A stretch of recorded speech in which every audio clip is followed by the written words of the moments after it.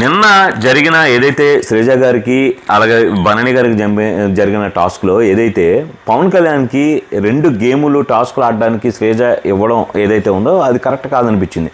ఎందుకంటే ఏమి ఆలోచించకుండా డేమాన్, పవన్, గౌరవ్ కూడా శ్రీజాని సపోర్ట్ చేయడం కోసం ఆమెతో ఫస్ట్ గేమ్ నుండి ఉన్నప్పుడు ఖచ్చితంగా అందరికీ ఈక్వల్గా ఛాన్స్ ఇచ్చుంటే బాగుండేది. ఎందుకంటే పవన్ కళ్యాణ్ ఒక్కడే నామినేషన్స్లో లేడు కదా, టాస్క్లు ఇచ్చి ఆయనకి అవకాశం ఇవ్వడానికి. డిమాండ్ పవన్ కూడా నామినేషన్లో ఉన్నాడు, గౌరవ్ కూడా ఉన్నాడు. కాబట్టి ఖచ్చితంగా వాళ్ళిద్దరు కూడా ఇచ్చుంటే ఎంతో బాగుండేది అనిపించింది. ఎందుకంటే వాళ్ళందరినీ మంచి పవర్ ఉంది అని కదా నువ్వు తెచ్చుకున్నావు. అలాంటప్పుడు ఆ నమ్మకాన్ని కూడా నువ్వు ఉంచాలి. కేవలం నీ ఫ్రెండ్కే నువ్వు ఫేవర్ చేసావు తప్ప నీకు హెల్ప్ చేద్దామని వచ్చిన డేమన్ పవన్ని, గౌరవ్ని శ్రీజ నిన్నైతే మాత్రం మోసం చేసిందనే చెప్పాలి. నా వరకు అయితే మాత్రం ఫైనల్గా ఏమైంది, 2 పాయింట్లతో బుద్ధిని నమ్ముకున్న భరణి గారేమో 2 పాయింట్లతో లీడింగ్లో ఉన్నారు. కండబలాన్ని నమ్ముకున్న శ్రీజ ఏమో 1 పాయింట్తో వెనకబడి ఉందని చెప్పాలి.